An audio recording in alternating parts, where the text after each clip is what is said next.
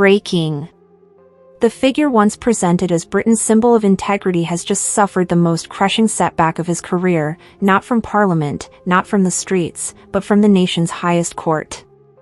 In a decision that has sent shockwaves nationwide, the Supreme Court has issued a formal ruling instructing Starmer to step aside as Labour leader after documents revealed live on national television exposed a £4 million undisclosed arrangement linked to a Cayman Islands hedge fund. Funds routed through complex offshore structures and connected to controversial industries shattered the image he worked to protect. What was once murmured behind closed doors is now public and unavoidable. Starr stands cornered, public anger is boiling over, and Westminster has plunged into disorder. The ruling arrived without notice, with the court releasing an extraordinary judgment affirming the seriousness of the evidence and stating that his continued leadership would undermine public confidence in democratic institutions. Central to the decision is the now notorious £4 million contribution traced to a hedge fund registered in the Cayman Islands, long known as a global tax shelter for opaque financial dealings. First revealed during a tense televised panel, the document stunned the nation and transformed political speculation into an official reckoning. Today, those same documents were reviewed by the nation's highest judges and declared authentic, legally decisive, and politically explosive. The court found that Labour under Keir Starmer accepted the massive donation without proper disclosure, sidestepping strict legal requirements on party funding transparency. Even more damaging, the hedge fund involved holds interests in sectors Labour has publicly pledged to challenge, including fossil fuel corporations, defence manufacturing, and private healthcare groups benefiting from pressure on the NHS. Public outrage quickly escalated into a full legal confrontation when a coalition of watchdog bodies and former Labour members brought a case against Starr, accusing him of breaching the standards of ethical leadership and party integrity, and the court agreed. The official judgment stated that this amounted to a failure not only of party values but of the public's right to know who finances their political leaders. Within minutes, newsrooms nationwide erupted with breaking alerts as social media ignited with trending tags and non-stop reaction. Live broadcasts showed crowds forming outside Labour headquarters in London, demanding accountability and holding signs calling for leadership change. Inside the building, one staffer described the atmosphere as complete breakdown, with phones ringing endlessly, MPs rushing to separate themselves, and communications teams pulled into emergency meetings as the crisis spiraled beyond containment. At the center of the storm stood Keir Starmer. Sources close to the embattled Labour leader said he was caught completely off guard by the court's speed, having expected a drawn-out legal battle only to be confronted with an immediate and unavoidable demand to step aside or face intensified legal scrutiny over alleged electoral breaches and misuse of office. Advisors, aides, and senior figures around him were reportedly stunned, unprepared for a judiciary response so swift and decisive. The court's wording was firm and uncompromising, stating that Starmer had knowingly disregarded repeated warnings about the dangers of accepting large offshore donations without full transparency. Internal Labour emails submitted as evidence revealed that senior officials had raised serious concerns months before the funds were accepted, concerns that were ultimately dismissed in the pursuit of political gain, a decision that has now collapsed in dramatic fashion. As Westminster reacted at lightning speed, political fallout erupted across the spectrum.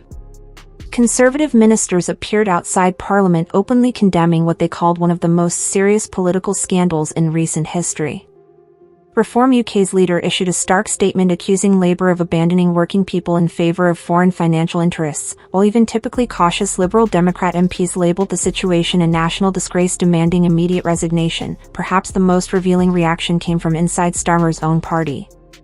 One by one, senior figures quietly erased his name from their social media profiles, while Deputy Leader Angela Rayner abruptly cancelled a scheduled appearance and reportedly went silent. An unnamed Labour MP summed it up bluntly, saying this was no longer a leadership crisis but a procession toward an inevitable end. The ruling is far from symbolic, as legal analysts now confirm that refusal to step aside could open the door to intensified legal proceedings and an emergency parliamentary challenge. Opponents on all sides are closing in, and the public, once cautiously optimistic about promises of transparency and renewal, now appears united in its demand for accountability. As evening settled over Westminster, the nation watched in tense silence as the once untouchable Labour leader hovered on the brink of political collapse. The figure who pledged to restore trust in British politics now stands condemned by the highest court for abandoning the very principles he claimed to defend. As headlines blazed across the country and rivals prepared their next moves, one question echoed above all others: will Keir Starmer comply with the court's order and step aside? The Supreme Court ruling did more than ignite a media storm. It detonated a full-scale internal battle within the Labour Party. Once held together by a thin promise of unity, Labour's internal framework is now unraveling at alarming speed. As the court's demand for Starmer's resignation grows louder by the hour, dozens of Labour MPs, councillors, and former allies have begun to break ranks openly. What had been quiet frustration behind closed doors has erupted into outright rebellion, with meetings abandoned, party discipline ignored, and the leadership structure straining under unprecedented internal pressure. In a stunning series of developments, more than 40 sitting Labour MPs are reported to have signed a private letter calling for Starmer to step aside immediately for the sake of the party's survival. The signatories reportedly include shadow ministers, regional leaders, and long-serving MPs from traditionally secure seats, delivering a blunt message: if Starmer refuses to comply with the Supreme Court's direction, they will walk away. The leaked letter, now circulating across major media outlets, portrays a party staring into collapse, with one line in particular sending shockwaves, stating they will not follow a leader who knowingly drives the party toward disaster. The Labour frontbench is now in visible turmoil, with Shadow Health Secretary Wes Streeting, once a staunch defender, reportedly weighing resignation, while Yvette Cooper is said to have convened urgent talks with senior MPs to explore installing an interim leader ahead of the general election. Party insiders described these closed-door meetings as tense, emotional, and marked by a growing sense of inevitability. Rumors are now intensifying that Lisa Nandandy is being considered as a temporary caretaker in a last-ditch effort to stop the party's electoral machinery from collapsing entirely. While some within Labour are scrambling to stabilize the damage, others are openly preparing to force a reckoning. Reports indicate that Momentum, the influential grassroots movement once aligned with Jeremy Corbyn, is organizing a large-scale pressure campaign to push Starmer out, issuing a stark statement within hours of the court ruling declaring that he had abandoned the party's core values and must step aside immediately. Demonstrations have already begun outside Labour offices in several cities, driven in part by local Momentum groups demanding a decisive break from controversy. Inside the party, internal communications have descended into chaos, with leaked messages from MPs' group chats revealing heated disputes, abrupt exits, and warnings of coordinated walkouts. Constituency Labour parties nationwide are convening emergency meetings as members press for accountability, with several already drafting motions of no confidence in Starmer's leadership on a scale not seen since the height of Labour's internal Brexit battles.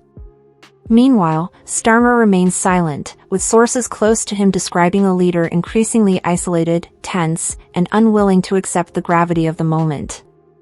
Advisors are reportedly divided between urging a controlled exit and pushing for a defiant televised address, yet no message has emerged, only a silence that continues to fuel the crisis. This silence is no longer merely striking, it is infuriating his own ranks, with every unanswered hour pouring fuel onto an already raging revolt.